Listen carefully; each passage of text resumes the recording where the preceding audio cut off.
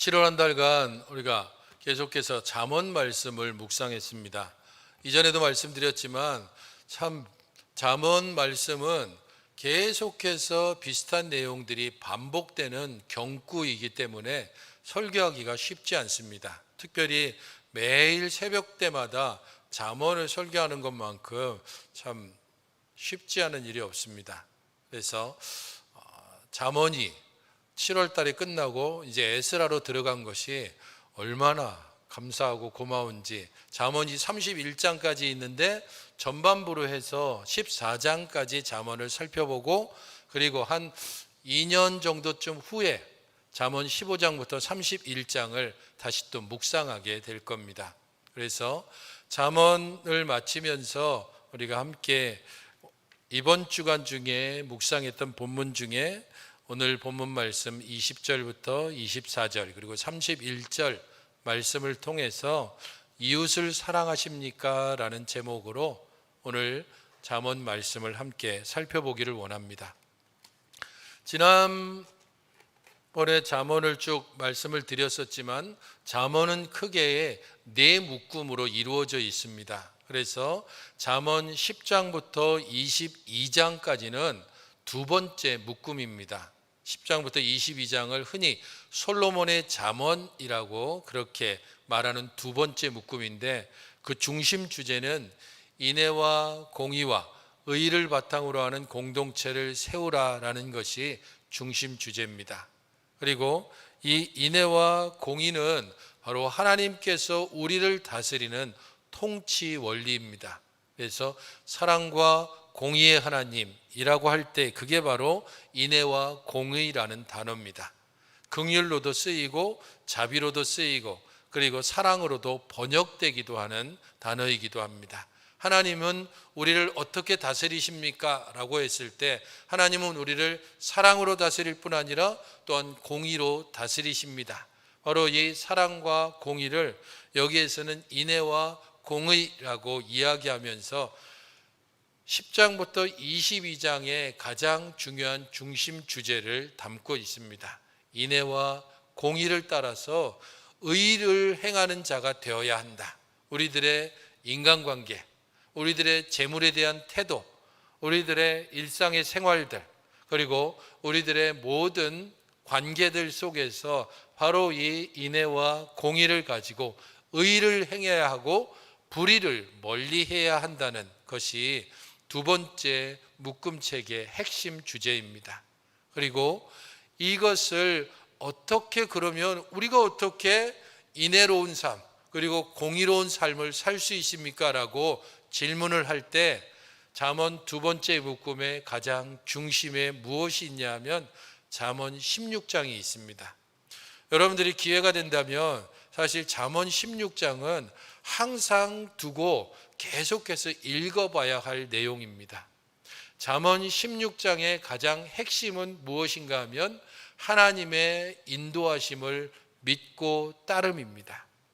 그래서 잠언 16장은 사람이 마음으로 계획할지라도 그 걸음을 인도하시는 이는 여호와시니라 라고 하는 말씀이 가장 중심에 들어 있습니다. 우리들의 마음에 생각하고 계획하고 아무리 추진한다 할지라도 하나님께서 그 모든 것을 인도해 가신다는 것을 인정하고 거기에 맡기는 삶, 그것이 바로 인애와 공의를 따라서 살아가는 삶입니다. 하나님의 마음을 품고 하나님의 뜻을 따라서 행해야 한다. 그 사람이 바로 의로운 사람이고 지혜로운 사람이라고 말하고 있습니다. 그래서 특별히 이 잠언 전반부를 우리가 마치면서 오늘 본문에서는 재물 그리고 이웃을 대하는 데 있어서 어떻게 인애와 공의를 따라서 살 수 있는지를 우리가 함께 살펴보도록 하겠습니다. 20절을 같이 한번 읽어보시겠습니까? 20절입니다. 시작. 가난한 자는 이웃에게도 미움을 받게 되나 부요한 자는 친구가 많으니라. 20절에서 이야기하고 있는 것은 재물을 대하는 사람들의 태도, 곧 세상이 가지는 재물에 대한 태도에 대해서 이야기를 하고 있습니다. 가난한 자는 이웃에게 미움을 받게 된다. 미움을 받을 정도는 아니겠죠. 가난하다고 해서 모든 사람이 미움을 받지는 않습니다. 그래서 이 말은 가난한 사람은 이웃들이 부담스러워한다, 꺼려한다, 혹은 벽을 쌓는다라는 그런 의미로 받아들이면 됩니다. 어느 누구도 가난한 사람을 친구로 삼고 가난한 사람과 더불어 함께 살아가는 것을 별로 원하지 않는 것이, 그게 세상의 흐름이고 세상이 사람을 대하는, 그리고 재물을 대하는 방식이라는 겁니다. 사람들이 가난해지는 이유는 여러 가지가 있을 수 있습니다. 게을러서 그럴 수도 있고, 낭비벽이 심해서 그럴 수도 있습니다. 혹은 가지고 있는 것들을 바르지 못한 것에, 도박이라든지 아니면 탐욕에 그렇게 사용하는 것 때문에 모든 재물을 낭비하고 가난해질 수도 있습니다. 그런 이유 때문에 사람들을 꺼려하고, 저 사람은 게으르니까, 저 사람은 낭비가 심하니까, 저 사람은 자기 자신만을 위해서 다 사용하다가 잘못 투자해서 그런 식으로 해서 그의 가난함이 우리 자신들이 그 사람과 함께하는 것을 꺼리는 이유가 되기도 합니다. 그에 반해서 부요한 자는 친구가 많다. 세상이 사람을 대하는 방식을 또 반대로 이야기하고 있습니다. 가난한 사람은 미워할 정도로 거리를 두면서, 부요한 사람에 대해서는 그야말로 완전히 밀착하게 친구가 많은 것이 세상이 사람을 대하는 방식입니다.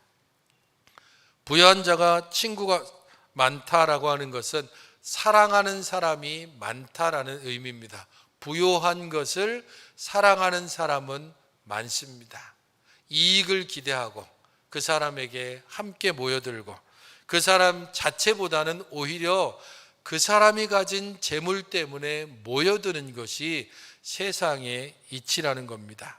재물과 친구가 되려는 사람은 재물이 없으면 즉각적으로 떠나버립니다.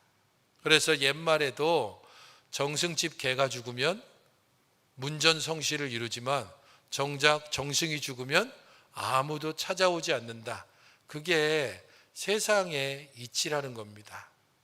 무언가 기대할 것이 있을 때에는 그 사람에게 붙지만, 그에게 아무런 기대할 것이 없을 때에는 언제 그랬냐는 듯이 냉정하게 돌아서는 것이 세상의 법칙이고 세상의 일반적인 태도라는 겁니다. 그렇다면 이 20절에서 우리는 무엇을 발견하고 또 어떤 교훈을 얻어야 됩니까? 하나밖에 없습니다. 우리는 어떠한가라는 겁니다.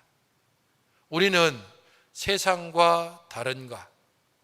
우리는 세상이 사람을 대하고 세상이 재물을 대하는 방식과 과연 어떤 면에서 차별성을 두고 있는가?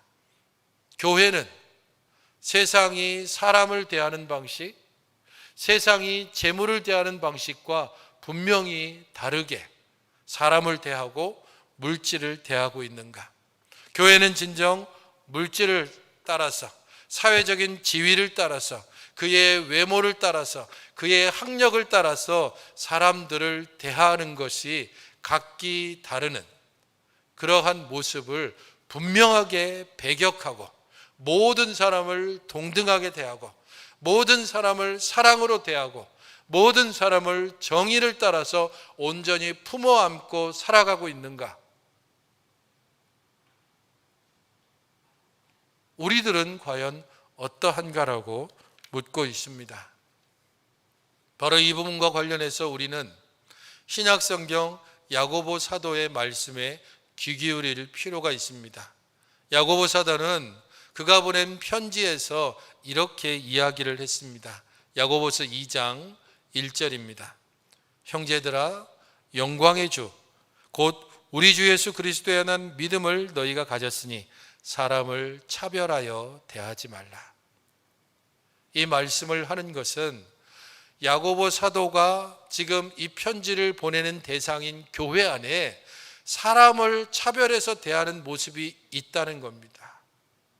교회 안에서 그리스도 예수에 대한 믿음을 가진 자들이 죄인으로서 그리스도 예수의 그 대속의 죽음 때문에 구속함을 받은 교회 공동체 안에 사람을 차별해서 대하는 일들을 경고하면서 차별해서 대하지 말라라고 말합니다. 연이어 이어지는 야고보서 2장 2절, 3절, 4절에서는 실제적인 예를 들어서 말합니다. 아마도 그 일들이 교회 안에서 있기 때문에 그 말씀을 하는 것으로 보입니다. 만약에 너희들이 회당에서 어떤 사람이 금가락지를 끼고 아름다운 옷을 입고 너희 회당에 들어왔을 때 그 사람에게 여기 좋은 자리에 앉으십시오라고 이야기하고, 어떤 남루한 옷을 입고 가난한 사람들이 너희의 회당에 들어왔을 때 그때 그에게 너는 거기 서 있든지 아니면 내 발등상 아래 앉으라라고 이야기했다라고 치자. 그러면 너희들은 사람을 외모로 보고 차별해서 대하는 것이 아니냐라고 꾸짖으면서 2장 5절에 이렇게 이야기합니다. 같이 한번 읽어보시겠습니까? 내 사랑하는 형제들아, 시작. 내 사랑하는 형제들아, 들을지어다. 하나님이 세상에서 가난한 자를 택하사 믿음에 부요하게 하시고 또 자기를 사랑하는 자들에게 약속하신 나라를 상속으로 받게 하지 아니하셨느냐. 형제들아, 하나님이 세상이 가난한 자를 택해서 믿음 안에 부요하게 하셨다. 자기를 사랑하는 자들에게 하나님의 나라를 상속으로 주셨다. 그런데 너희들은 사람을 어떻게 외모로 보고, 그가 가진 옷을 보고, 그가 가진 사회적인 지위를 보고 차별해서 대할 수 있느냐, 그렇게 꾸짖고 있습니다. 가난한 자를 차별해서 대하는 사람들은 그 결과가 어떻게 나타납니까? 21절입니다. 이웃을 업신여기는 자는 죄를 범하는 자요, 빈곤한 자를 불쌍히 여기는 자는 복이 있는 자니라. 왜 이웃을 업신여깁니까? 이유는 한 가지밖에 없을 겁니다. 나보다 못한 사람으로 여기기 때문입니다. 교만이 그 마음에 가득히 자라가서 사람을 대할 때에 위에서 내려다보듯이, 그래서 업신여기고 깔보고, 특별히 자기보다 덜 가진 사람, 자기보다 못하다고 여기는 사람들을 이렇게 업신여기는 자, 그 사람은 죄를 범하는 자다라고 말하고 있습니다. 그 사람은 다른 이들의 마음을 헤아리지 않습니다. 그 사람이 왜 지금 그런 형편에 이르렀는지에 대해서 헤아려 보려고 하지 않습니다. 특별히 여기서는 재물과 관련된 가난함과 부요함에 대해서 말합니다. 가령 가난해서 남루한 옷을 입고 항상 교회에 봄, 여름, 가을, 겨울, 거의 대부분 겨울에 입는 옷 한 가지 옷을, 여름과 봄, 가을에도 거의 동일한 옷을 항상 입고 오는 이들에 대해서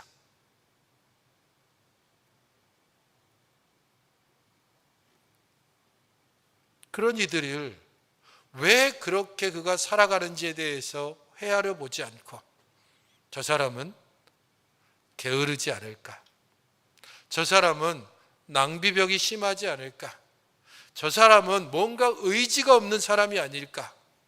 그렇게 스스로의 판단을 따라서 그 사람을 규정하고 거기에 따라서 그 사람을 대하는 방식이 우리에게 혹여라도 있지 않은지 돌아보아야 합니다. 만약에 그러한 것이 우리에게 조금이라도 있다면 우리는 그에게 죄를 범하는 것이고 그를 지으신 하나님께 죄를 범하는 것입니다. 사람이 가난해지는 이유가 게으름에만 있습니까? 낭비벽에만 있습니까? 그가 투자를 잘못해서 그렇게 가난해지기만 합니까? 다양한 이유 때문에 가난해지기도 합니다. 사회 구조적인 문제 때문에 특별히 가난해지는 것들이 있다면 그가 스스로 아무리 노력하고 열심히 일하고 그가 아무리 자신의 모든 것을 다해서 열심히 일한다 할지라도 넘을 수 없는 벽이 사회 구조적으로 있다면 그때에 그는 절망감에 빠지게 될 것입니다. 가난함과 궁핍 가운데 스스로 더욱더 비참해지고 그로 인해서 극단적인 선택을 하는 자들이 나오게 되고 그로 인해서 세대 갈등이나 또한 빈부간의 갈등들이 더욱더 심해지는 경우가 나타날 수밖에 없습니다. 그러므로 우리가 다른 이들을 대하는 방식에 있어서 특별히 가난하고 빈곤한 자를 대함에 있어서 21절에 말하는 것처럼 불쌍히 여기는 자는 복이 있다는 이 말씀을 기억해야 합니다. 불쌍히 여긴다, 이 말은 은혜를 베푼다라는 뜻입니다. 긍휼히 여긴다라는 의미가 되기도 하고 바로 이 긍휼히 여김이 하나님께서 우리를 대하는 방식이기도 합니다. 하나님이 우리를 긍휼히 여기셨습니다.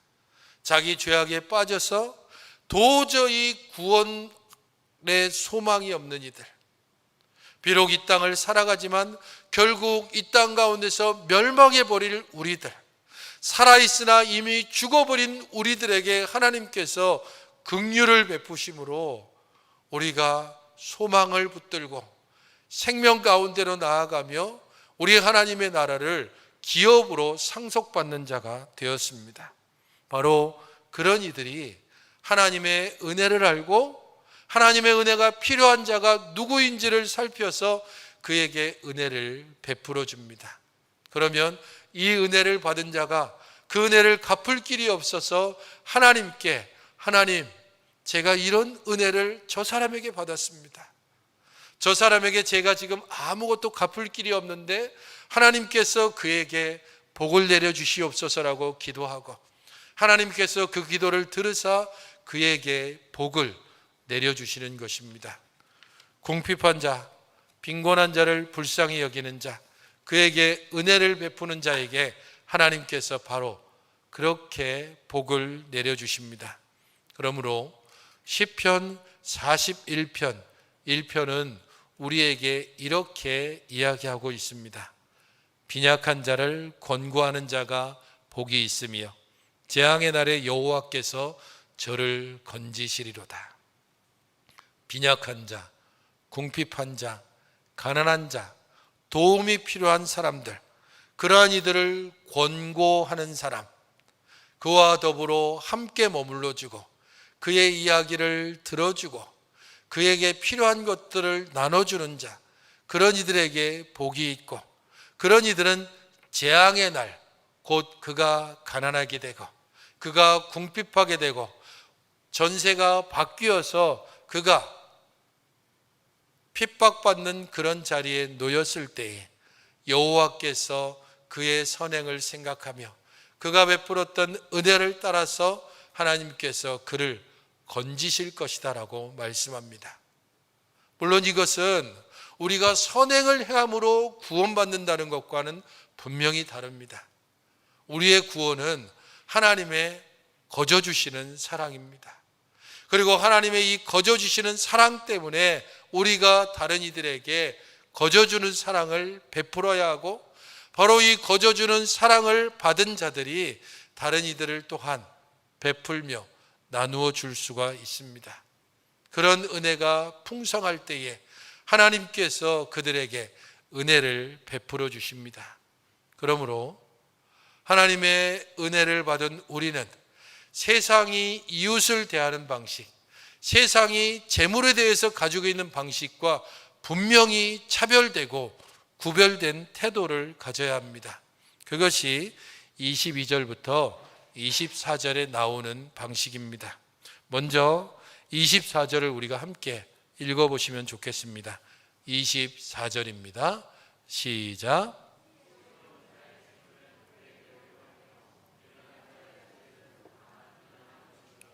지혜로운 사람과 미련한 사람이 구분돼서 우리에게 제시되고 있습니다. 지혜로운 자의 재물이 그의 면류관이고 미련한 자의 소유가 미련한 것이다 라고 이야기하고 있는데 이 지혜로운 사람은 23절에 말하는 것처럼 수고함으로 이익을 얻는 사람입니다. 정신적이든지 육체적이든지 자신의 노동을 통해서 정당한 수고를 통해 그가 이익을 얻고 재물을 모으는 사람을 말합니다. 그래서 그의 재물은 면류관입니다. 다른 사람들에게 자랑스럽고 다른 사람들이 봐도 그를 존경할 수밖에 없습니다. 또한 그가 모은 재물을 하나님의 뜻을 따라서 온전히 사용하기 때문에 더욱더 이 재물은 그 사람에게 면류관이 되어집니다. 그에 반해서 미련한 자는 어떻습니까? 23절에 있는 것처럼 입술의 말은 궁핍을 이룰 뿐이다 라고 말하고 있습니다. 여기 말하는 입술의 말, 그것은 단지 그냥 헛된 말, 그래서 자기 자신이 어떤 수고나 노동을 통해서 얻는 것이 아니라 불의를 통해서든지 혹은 불법을 통해서든지 혹은 폭력을 통해서라도 재물을 끌어모으려고 하는 사람입니다. 그렇기 때문에 그가 가진 재물은 면류관이 아니라 미련한 것, 그의 불의와 불법을 증거하는 증거물이 됩니다. 모두 그렇지는 않지만 특별히 한국 사회에서 일반적으로 재벌들이 크게 존경받지 않는 많은 이유들 중에는 그 재물을 모으는 과정들에 불의와 불법이 개입됐던 정황이 있기 때문입니다. 모든 재벌이 그런 것은 아니지만 또한 우리 주변에 많은 재벌들 중에 그런 불의와 불법을 받고도 재벌이라는 이유 때문에 탕감을 받거나 혹은 사면을 받는 경우들을 볼 때마다 우리 마음속에 이게 공정인지 이게 상식인지에 대한 분노가 또한 일어나는 경우가 바로 그런 이유입니다. 그러므로 우리들이 미련한 자들의 미련한 재물을 사모하는 자가 될 것인지 아니면 지혜로운 사람들의 면류관과 같은 그런 재물을 사모하는 자가 될 것인지 선택해야 합니다. 그리고 이 선택은 어떠한 태도로 나아가야 되는지 22절이 잘 설명을 해줍니다. 22절입니다. 시작. 악을 도모하는 자는 잘못 가는 것이 아니냐. 선을 도모하는 자에게는 인자와 진리가 있으리라. 악을 도모하고 선을 도모하는 자가 대조적으로 제시되고 있습니다.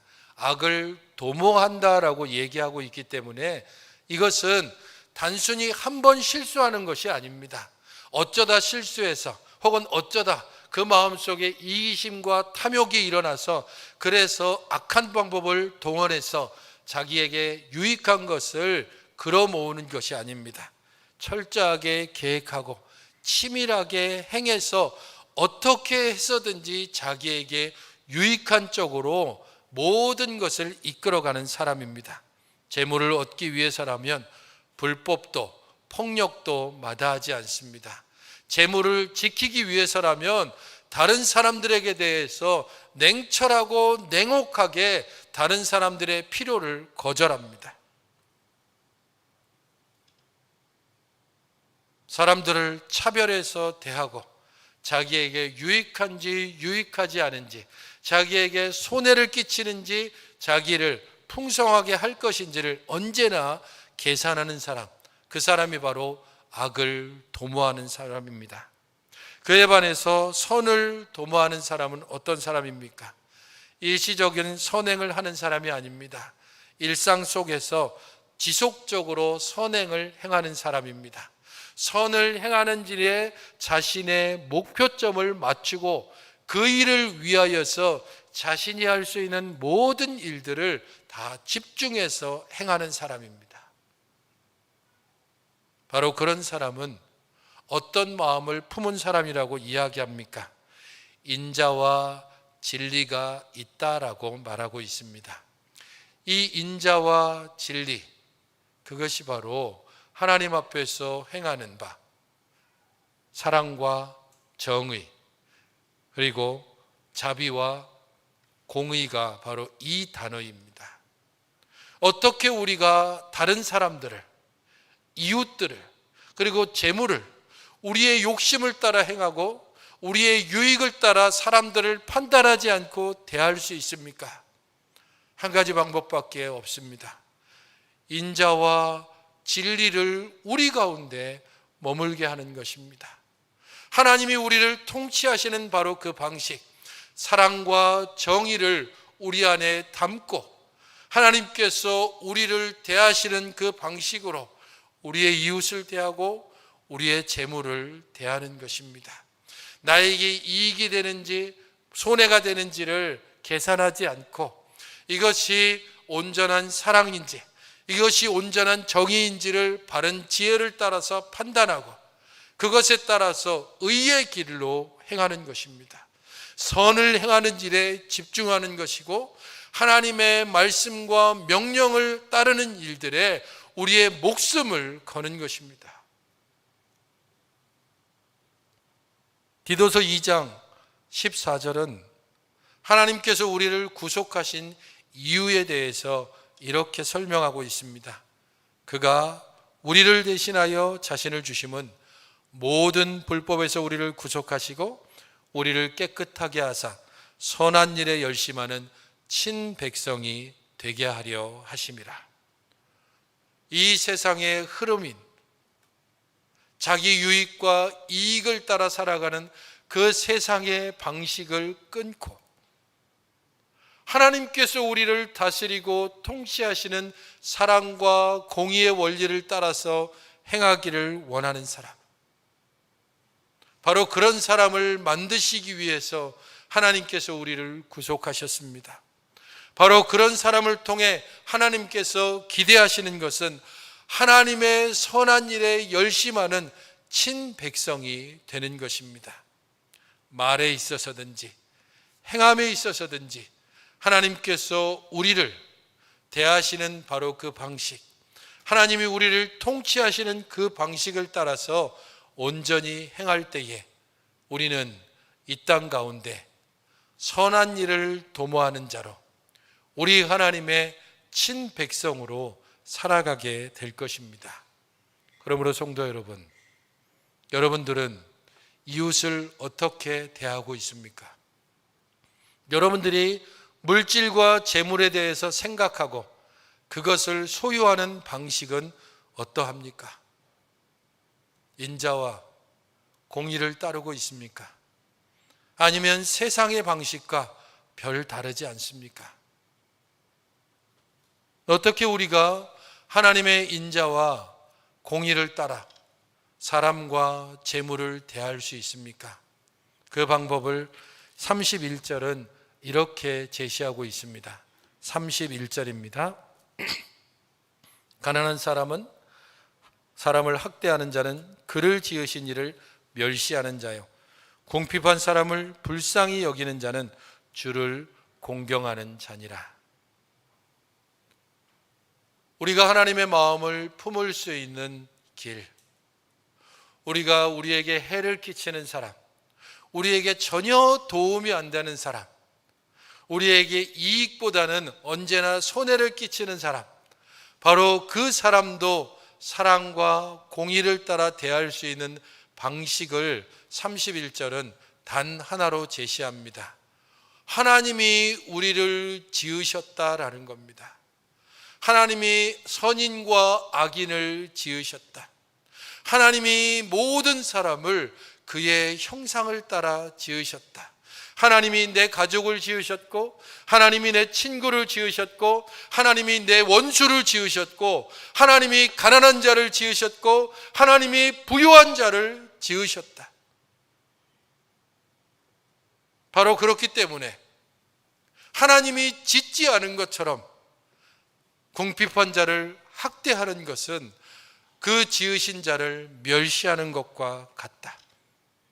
궁핍한 자를 차별해서 대하는 것은 그를 지으신 하나님이 없는 것처럼 행하는 것과 같다.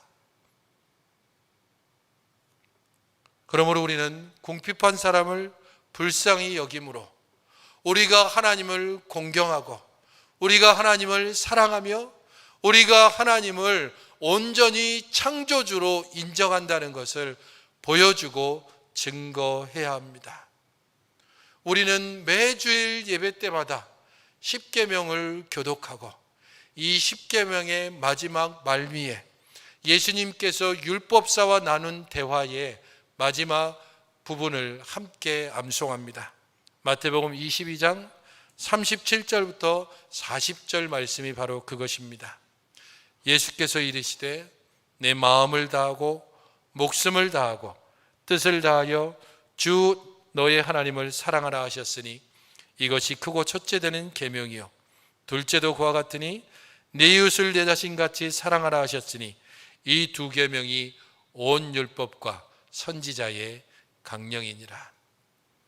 하나님을 사랑하십니까? 이웃을 사랑하십니까? 이 둘은 떨어지지 않습니다. 이웃을 사랑하십니까? 반드시 하나님을 사랑할 수밖에 없습니다. 이웃을 사랑하되 내 유익과 나의 즐거움을 따라서 이웃을 사랑한다면 거기에는 더 이상 하나님의 사랑이 머물지 않습니다. 그러므로 하나님께서 우리에게 기대하시는 바가 무엇인지를 미가서 6장 6절부터 8절은 이렇게 말씀하는 것을 우리는 기억해야 합니다. 내가 무엇을 가지고 여호와 앞에 나아가며 높으신 하나님께 경배할까? 내가 번제물로 1년 된 송아지를 가지고 그 앞에 나아갈까? 여호와께서 천철의 순양이나 만만의 강물 같은 기름을 기뻐하실까? 내 허물을 위하여 내 맏아들을 내 영혼의 죄로 말미암아 내 몸에 열매를 드릴까? 사람아, 주께서 선한 것이 무엇임을 내게 보이셨나니 여호와께서 내게 구하시는 것은 오직 정의를 행하며 인자를 사랑하며 겸손하게 내 하나님과 함께 행하는 것이 아니냐. 오직 정의를 행하며 인자를 사랑하며, 정의와 인자, 사랑과 공의, 이 단어입니다. 하나님께서 우리에게 기대하시는 것은 수많은 재물, 지속되는 예배, 그리고 우리들의 다함없는 헌신과 열정, 그것보다 하나님께서 진정으로 원하시는 것은 정의를 행하고 하나님의 자비하심을 사랑하여 하나님과 함께 동행하는 바로 그것을 우리에게 원하십니다.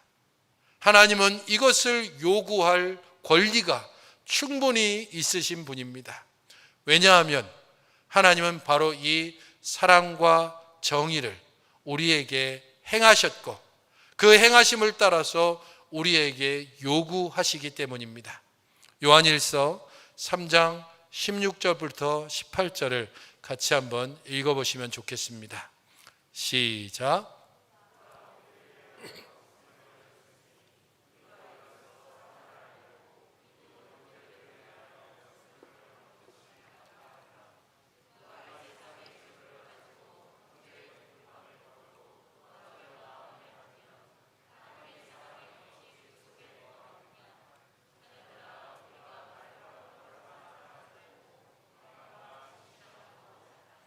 요한일서에서 말씀하는 것은 바로 이 부분입니다. 하나님께서 예수 그리스도를 우리에게 주셨고 그가 우리를 위하여 목숨을 버리셨으니 하나님의 사랑이 그 안에 온전히 드러나고 하나님이 우리를 다스리는 정의가 그 안에 분명히 성취되었습니다. 바로 그 일들을 따라서 우리도 우리의 형제를 위하여 목숨을 버리는 것이 마땅한데 궁핍한 이웃을 보며 우리의 입이 닫히고 우리의 손이 오그라들고 우리의 지갑이 닫혀서 결코 열려지지 않는다면 하나님의 사랑은 더 이상 우리 안에 머물러 있지 않습니다. 오직 세상의 계산기, 세상의 저울만이 우리를 지배하고 있을 뿐입니다. 그러므로 행함과 진실함으로 우리 하나님의 사랑을 입은 자의 온전한 모습을 보여야 할 것입니다. 여러분, 하나님을 사랑하십니까? 진정으로 하나님을 사랑하여 그 사랑을 나타내시기 바랍니다. 여러분, 이웃을 사랑하십니까? 행함과 진실함으로 하나님이 우리를 대하신 바로 그 방식으로 우리의 이웃을 사랑함으로 하나님 사랑을 증거하고 보여주는 여러분들이 되시기를 주님의 이름으로 축원드립니다. 기도하겠습니다. 저희들 모두를 주의 은혜 가운데 품으시니 감사를 드립니다. 우리에게 보이신 그 사랑으로 우리도 이웃을 사랑하게 하시고 하나님이 우리를 대하시는 바로 그 방식으로 우리가 재물과 우리의 이웃들을 대하도록 날마다 저희들을 바꾸어 주시고 은혜 안에 새롭게 하여 주시옵소서. 예수님의 이름으로 기도하옵나이다. 아멘.